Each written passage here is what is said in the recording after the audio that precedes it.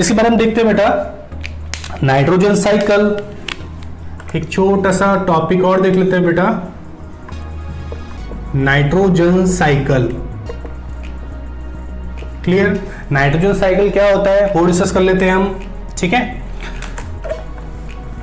तो बेटा आपको पता है कि नाइट्रोजन साइकिल में कहीं ना कहीं नाइट्रोजन का ही इन्वॉल्वमेंट है, ये आपको पता चल गया नाम से ही, है ना। नाइट्रोजन का एक साइकिल है। क्लियर, होता क्या है इस नाइट्रोजन साइकिल में और ये क्यों इंपॉर्टेंट है, सबसे पहले हमें इसको समझना जरूरी है। अब बेटा नाइट्रोजन एनवायरनमेंट में प्रेजेंट होती है, नाइट्रोजन गैस की फॉर्म में प्रेजेंट होती है। सबसे ज्यादा जो अमाउंट है हमारे एटमॉस्फेयर में वो इसी गैस का है। ठीक है, कौन सी गैस का बेटा, नाइट्रोजन का। अब नाइट्रोजन गैस अगर कम अमाउंट में होगी तो भी हार्मफुल है, ज्यादा अमाउंट में होगी तो भी हार्मफुल है। ठीक है बेटा, तो नाइट्रोजन या फिर जो जितनी भी गैसेस है वो हमारे एटमॉस्फेयर में एक इक्वल, बिल्कुल बोल सकते हैं बिल्कुल अपने प्रॉपर अमाउंट में है। ठीक है, हमारे एटमॉस्फेयर में जितनी भी गैसेस हैं वो अपने एक स्पेसिफिक अमाउंट में प्रेजेंट है।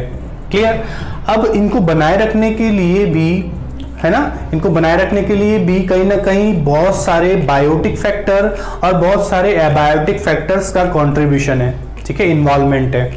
अब नाइट्रोजन साइकिल में हम देखते हैं बेटा कि जो जितनी भी नाइट्रोजन गैस होती है, ठीक है, जितनी भी नाइट्रोजन गैस है इन्हें प्लांट डायरेक्टली एब्जॉर्ब नहीं कर सकते हैं। ठीक है, प्लांट्स को नाइट्रोजन की रिक्वायरमेंट है बेटा, हमें भी नाइट्रोजन की रिक्वायरमेंट है, कोई भी लिविंग ऑर्गेनिज्म हो सबको नाइट्रोजन की रिक्वायरमेंट है।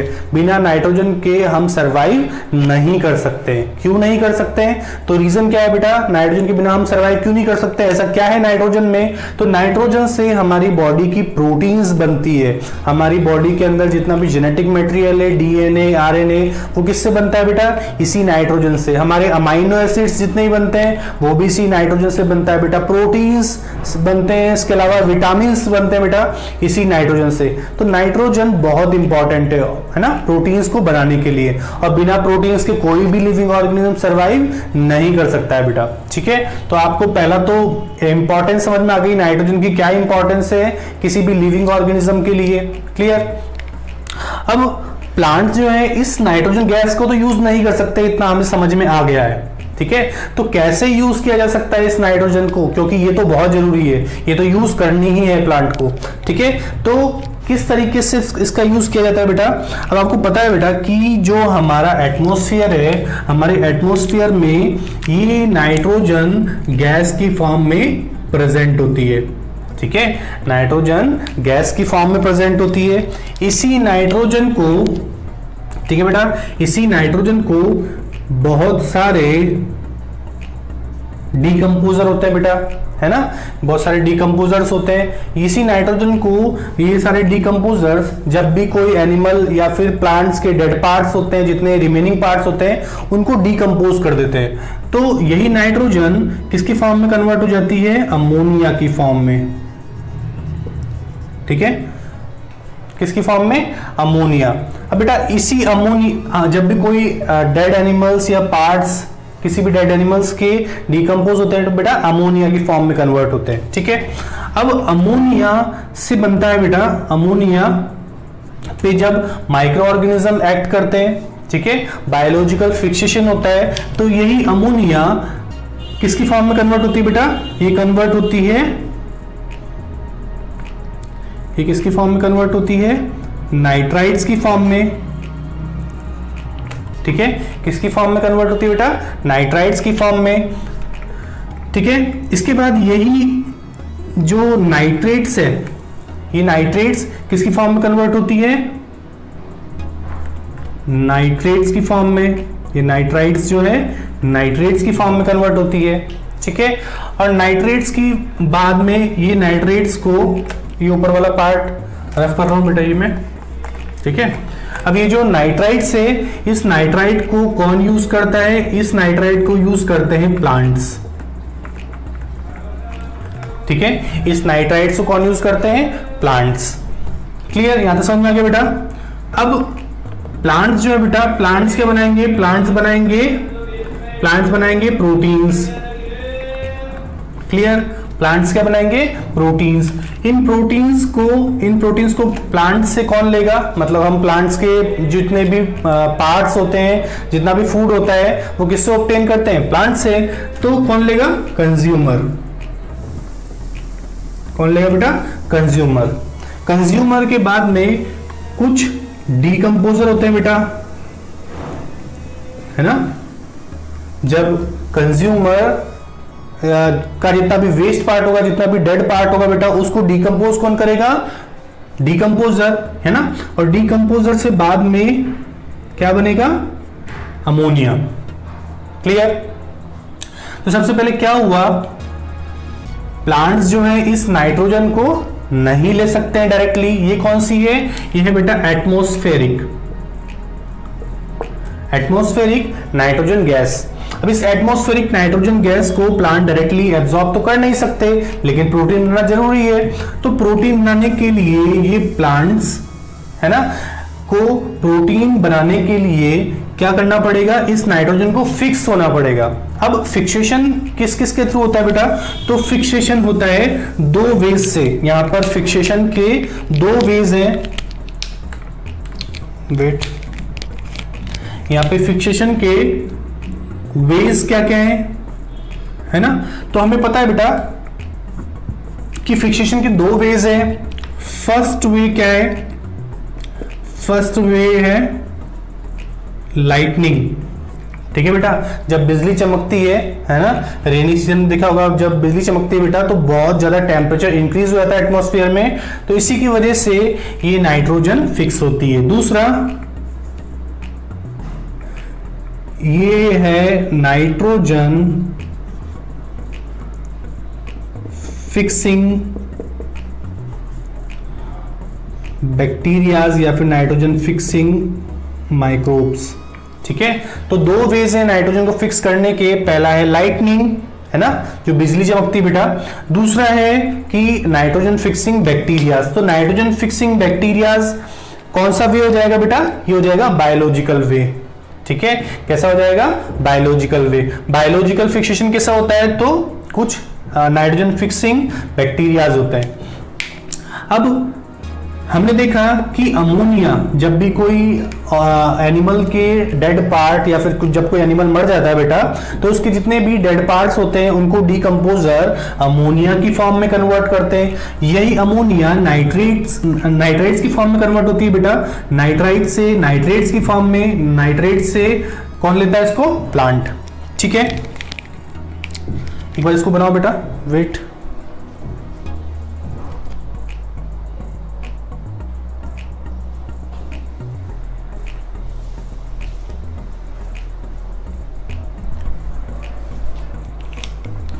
ठीक है, समझ में बेटा।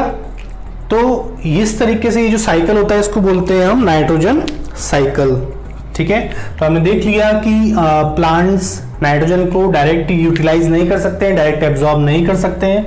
तो इनको नाइट्रोजन प्रोवाइड करने के लिए कुछ बैक्टीरियाज रेस्पॉन्सिबल है, जिन्हें बोलते हैं नाइट्रोजन फिक्सिंग बैक्टीरियाज।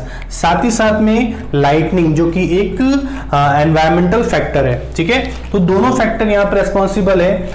दोनों तरह के बैक्टीरियाज यहाँ पे रेस्पॉन्सिबल होते हैं बेटा। फ्री लिविंग बैक्टीरियाज भी नाइट्रोजन फिक्सेशन करते हैं, जैसे राइजोबियम, है ना, फ्री लिविंग बैक्टीरियाज भी यहाँ पे नाइट्रोजन फिक्सेशन करते हैं। साथ ही साथ कुछ सिम्बायोटिक बैक्टीरिया भी यहाँ पर इंपॉर्टेंट रोल प्ले करते हैं इस नाइट्रोजन को फिक्स करने में, जैसे राइजोबियम।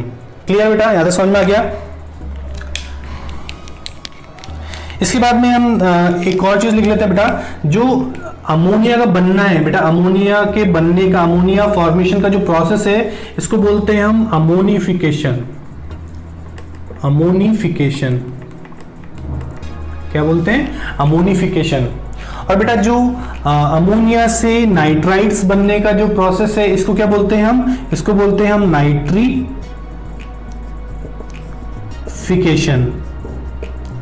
क्या बोलते हैं बेटा, नाइट्रीफिकेशन। क्लियर। तो बहुत सारे बैक्टीरियाज का रोल है बेटा, जैसे नाइट्रिफिकेशन किसके थ्रू होता है, नाइट्रिफिकेशन करने के लिए कौन सा बैक्टीरिया यहाँ पर रेस्पॉन्सिबल है अमोनिया को नाइट्राइट्स की फॉर्म में, तो नाइट्रोसोमोनास। अभी खत्म नहीं हुआ है बेटा ये, है ना, अभी ये पार्ट बाकी है, वेट, ठीक है।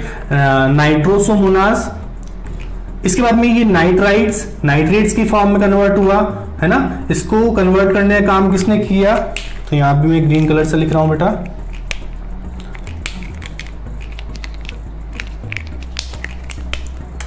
किसने किया, तो नाम है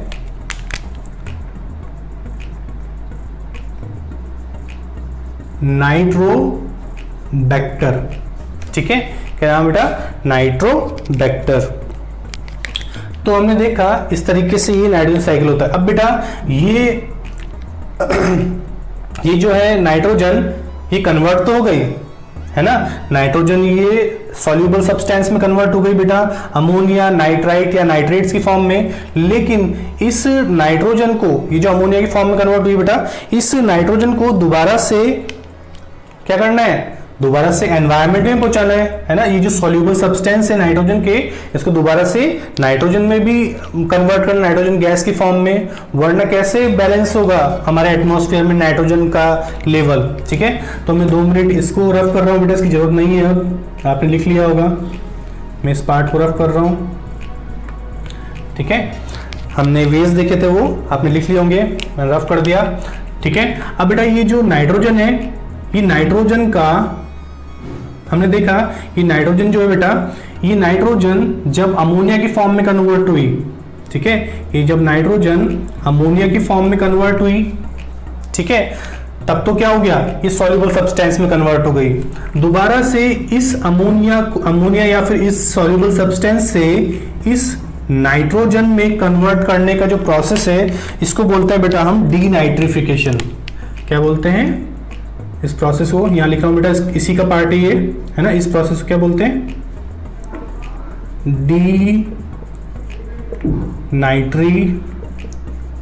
डीनाइट्रिफिकेशन, ठीक है।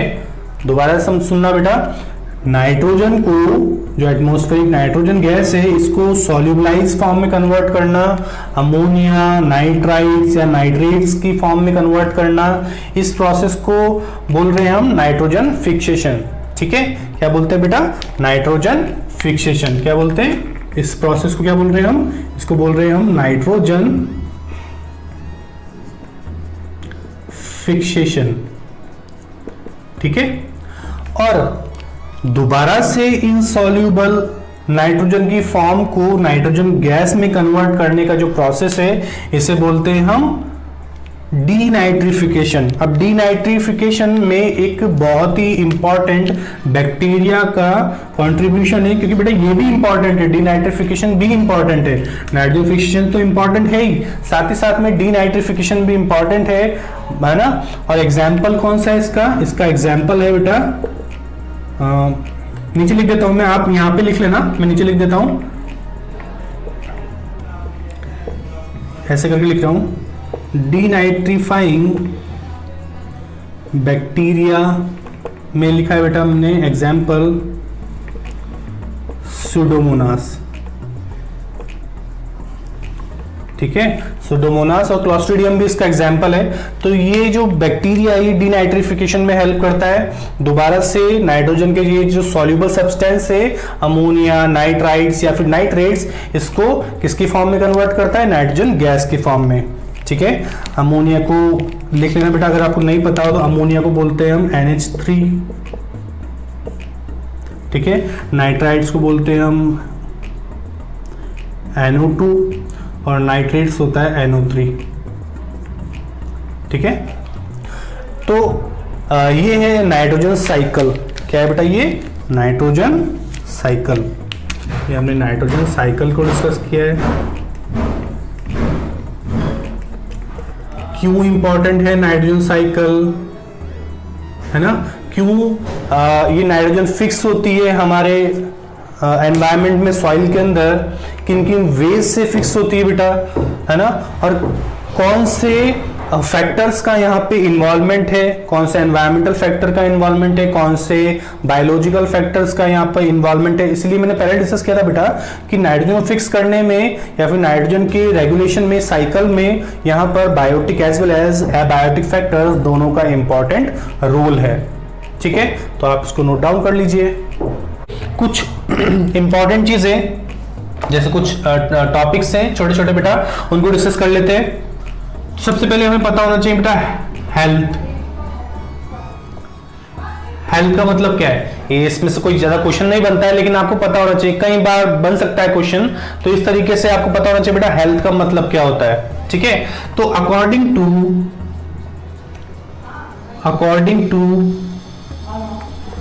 WHO, ठीक है, WHO क्या है बेटा? World health organisation. ठीक है, जो कि हेल्थ से रिलेटेड या फिर डिजीज से रिलेटेड गाइडलाइंस को रेगुलेट करने की एक कंट्रोलिंग बॉडी है, एक ऑर्गेनाइजेशन है। ठीक है, according to WHO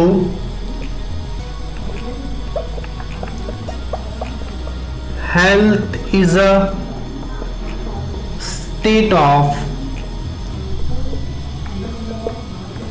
mental, social and physical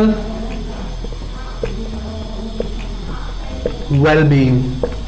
ठीक है, according to WHO health is a state of mental, social and physical wellbeing.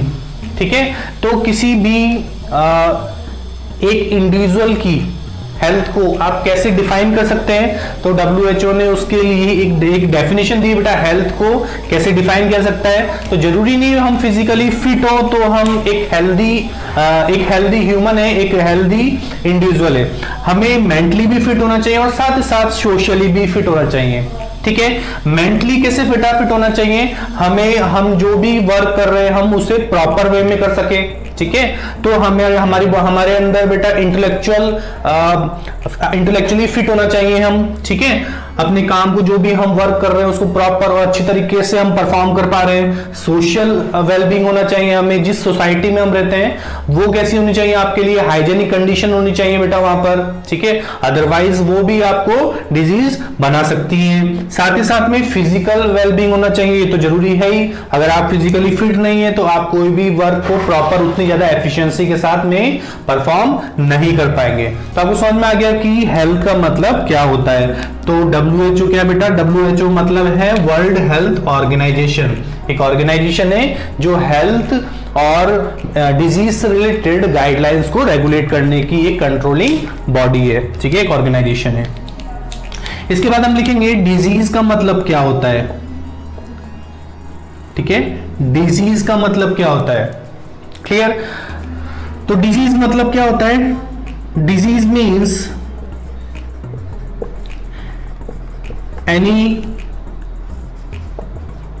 discomfort। ठीक है, disease means any discomfort or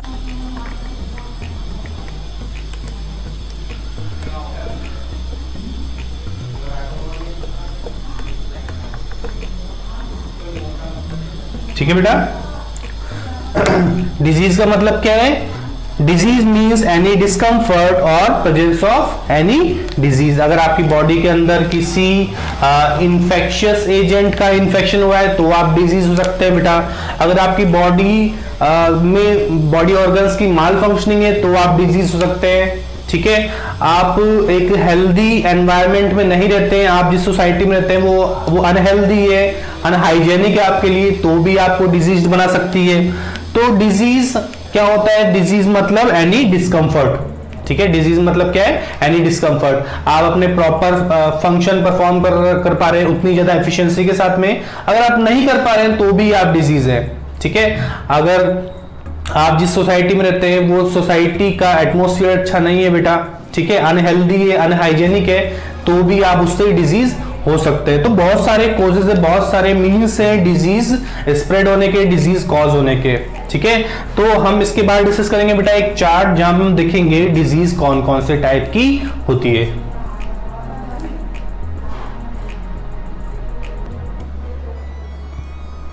ठीक है बेटा, यहाँ तक समझ में आ गया। इसके बाद हम देख लेते हैं जल्दी से सोर्स ऑफ डिजीज, और इसके बाद में हम डिजीज का एक चार्ट भी डिस्कस कर लेते हैं साथ के साथ।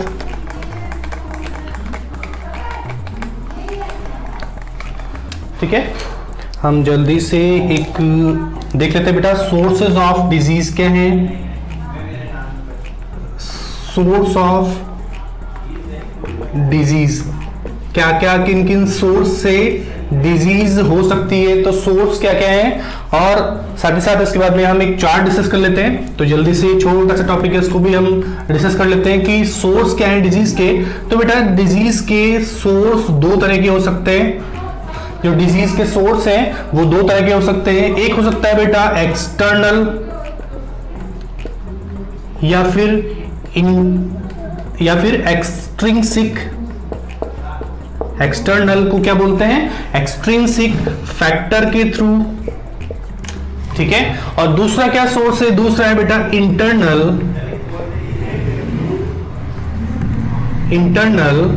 या फिर इंट्रिंसिक फैक्टर के थ्रू। ठीक है, कैसे कैसे हो सकती है, जो सोर्स है डिजीज के, है ना, वो दो तरह के हो सकते हैं। कौन कौन से, फर्स्ट एक्सटर्नल सोर्स के थ्रू हो सकता है या फिर किसी इंटरनल सोर्स के थ्रू हो सकता है। एक्सटर्नल को एक्सट्रिंसिक भी बोलते हैं बेटा, और इंटरनल को इंट्रिंसिक भी बोलते हैं। ठीक है, तो क्या क्या हो सकते हैं, एक्सटर्नल या फिर एक्सट्रिंसिक फैक्टर क्या क्या हो सकते हैं बेटा, जो ऐसे फैक्टर्स हैं जो कि बाहर से आपकी बॉडी को, ठीक है, कौन से बेटा, ऐसे फैक्टर्स जो बाहर से आपकी बॉडी को इन्फेक्ट करते हैं, है ना, आपको डिजीज बनाते हैं, वो सारे किसके अंदर आते हैं, वो सारे आते हैं एक्सटर्नल फैक्टर्स के अंदर। जैसे बेटा माइक्रोब्स, ठीक है, माइक्रोब्स या जो माइक्रो ऑर्गेनिज्म है, ये कैसे फैक्टर्स में आते हैं, ये आते हैं एक्सटर्नल फैक्टर्स में। माइक्रोब्स जैसे बेटा कौन कौन से माइक्रोब्स है जो कि आपको इन्फेक्ट कर सकते हैं, तो जैसे वर्म्स का इन्फेक्शन हो सकता है, आपको कोई बैक्टीरियल डिजीज हो सकती है, बैक्टीरियाज का इन्फेक्शन हो सकता है। ठीक है, आपको किसी वायरस का इन्फेक्शन हो सकता है। ठीक है, तो काफी सारा हो सकता है, या फिर फंगस का भी इन्फेक्शन हो सकता है। क्लियर, तो डिजीज जो है हमें किसी भी एक्सटर्नल या फिर इंटरनल फैक्टर के थ्रू हो सकती है। ऐसा नहीं कि बेटा कोई पैथोजन आपकी बॉडी के अंदर एंटर हुआ तो ही उसे ही आप डिजीज बोलोगे, ऐसा नहीं है। आपके बॉडी पार्ट्स अगर ढंग से या फिर प्रॉपर वे में फंक्शन नहीं कर पा रहे हैं, आप उतनी एफिशिएंसी के साथ में नहीं फंक्शन परफॉर्म कर पा रहे हैं, तो भी आप डिजीज्ड हैं। ठीक है, तो माइक्रोब्स के थ्रू डिजीज स्प्रेड हो सकती है, वर्म्स के थ्रू हो सकती है, बैक्टीरियाज के थ्रू हो सकती है, वायरसेस के थ्रू हो सकती है, और साथ ही साथ में फंगस। तो ये सारे बेटा माइक्रोब्स है जी। अब माइक्रोब्स और माइक्रो ऑर्गेनिज्म एक ही टर्मिनोलॉजी है।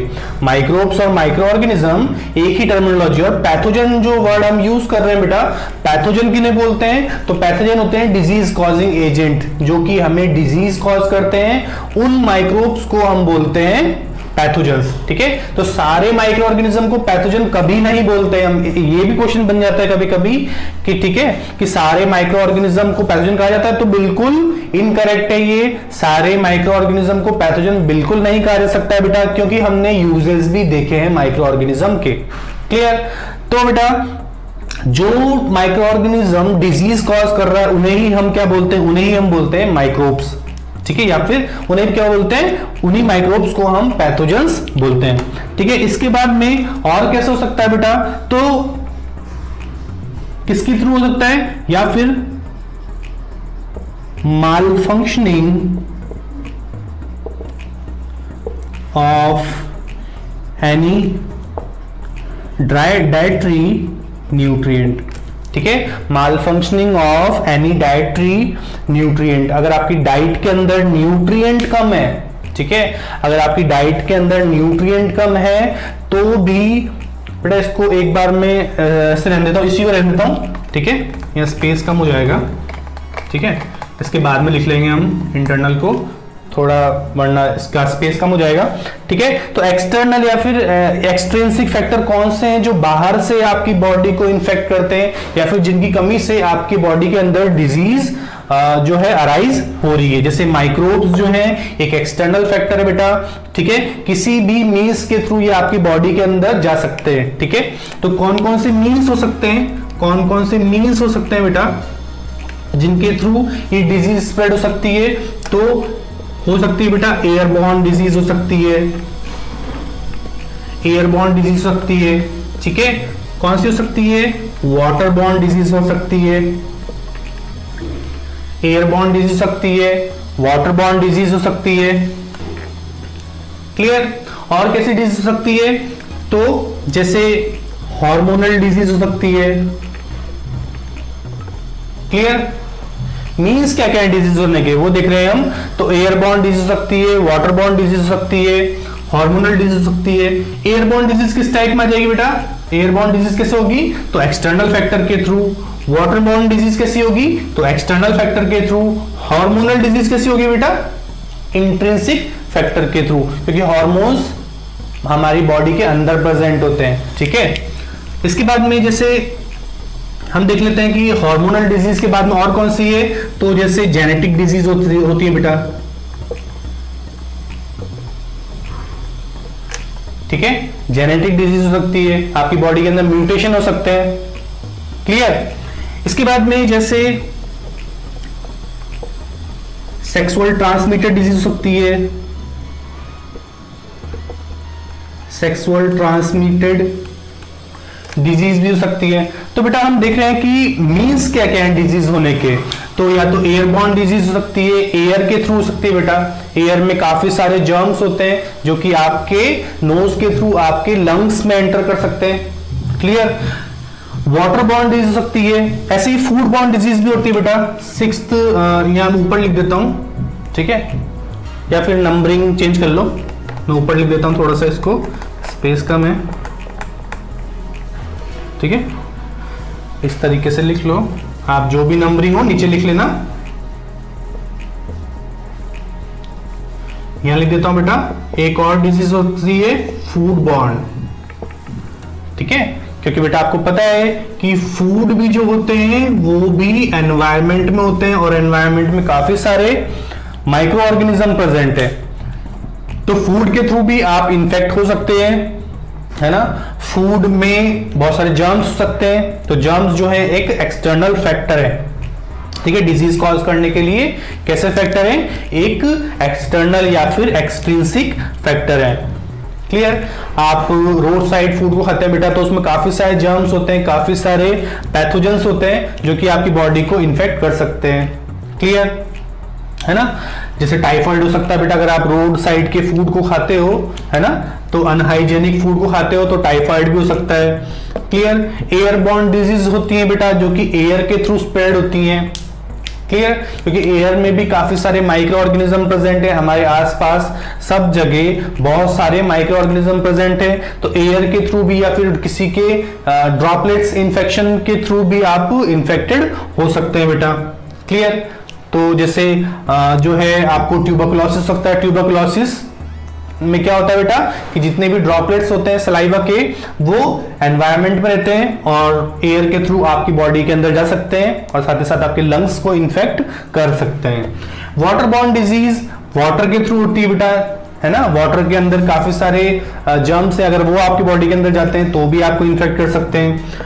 जैसे हार्मोनल डिजीज होती है बेटा, काफी सारी डिजीज होती है हार्मोनल, और हार्मोन्स आपकी बॉडी के अंदर सीक्रेट होते हैं। तो हार्मोन्स कैसा फैक्टर होगा बेटा? हार्मोनल डिजीज किस टाइप के फैक्टर से होगी? तो हमेशा किस टाइप के फैक्टर से होगी बेटा? इंटरनल फैक्टर के थ्रू। फूडबॉर्न होती है कैसी? एक्सटर्नल फैक्टर के थ्रू। एयरबॉर्न होती है एक्सटर्नल फैक्टर के थ्रू। वाटरबॉर्न होती है एक्सटर्नल फैक्टर के थ्रू। हार्मोनल डिजीज कैसी होती है? इंटरनल फैक्टर के थ्रू, क्योंकि हार्मोन्स आपकी बॉडी के अंदर सीक्रेट होते हैं। जेनेटिक डिजीज कैसे हो सकती है? अब जेनेटिक डिजीज जो है बेटा वो कैसे हो सकती है? या तो, है ना, अब जेनेटिक डिजीज में आप ध्यान रखना, या तो बेटा कोई म्यूटेशन हुआ हो, है ना, या तो कोई म्यूटेशन हुआ हो जिसकी वजह से वो डिजीज आगे जेनेटिक बन गई, ठीक है। तो वो तो कैसा होगा? म्यूटेशन कैसा है बेटा? कोई केमिकल की वजह से आपके डीएनए में कुछ चेंजेस हो गया हो, जीन के अंदर कुछ चेंजेस हो गया हो, है ना, तो वही जो डिजीज है आगे स्प्रेड होती जा रही है आपकी प्रोजेनीज में, तो वो कैसे वो फैक्टर हो जाएगा, म्यूटेशन के लिए जितने भी केमिकल्स हैं वो सारे एक्सटर्नल फैक्टर हो जाएंगे, ठीक है, क्योंकि बाहर से आपकी बॉडी को इन्फेक्ट किया है, क्लियर। लेकिन अगर म्यूटेशन आपकी बॉडी के अंदर अपने आप हो रहे हैं, आपकी बॉडी के जो बेटा डीएनए सिंथेसिस का जो मैकेनिज्म है उसमें अगर प्रॉब्लम हो गई और उसकी वजह से कोई जेनेटिक डिजीज हो रही है, तो वो कैसा फैक्टर होगा, तो वो इंटरनल फैक्टर होगा, ठीक है। अब सेक्सुअल ट्रांसमिटेड डिजीज कैसे होती है बेटा, तो सेक्सुअल रूट के थ्रू ट्रांसमिट होती है, ठीक है। कैसे होती है बेटा, सेक्सुअल रूट के थ्रू ट्रांसफर। तो ये सारे भी हमने कुछ मीन्स डिस्कस कर लिए हैं, क्लियर। ये भी जो सेक्सुअल ट्रांसमिटेड डिजीज है ये भी कैसे होती है बेटा, ये भी एक्सटर्नल फैक्टर्स के थ्रू होती है, बहुत सारे वर्म्स के थ्रू होती है, क्लियर। तो आपको पता चल गया कि एक्सटर्नल या फिर एक्सट्रिंसिक फैक्टर्स क्या क्या है, साथ ही साथ हमने इसी के साथ में हमने मीन्स भी डिस्कस कर लिए। इसको आप साइड में लिख लेना बेटा, मीन्स क्या क्या हैं जिनके थ्रू डिजीज हो सकती हैं, ठीक है, इसको नोट डाउन कर लीजिए।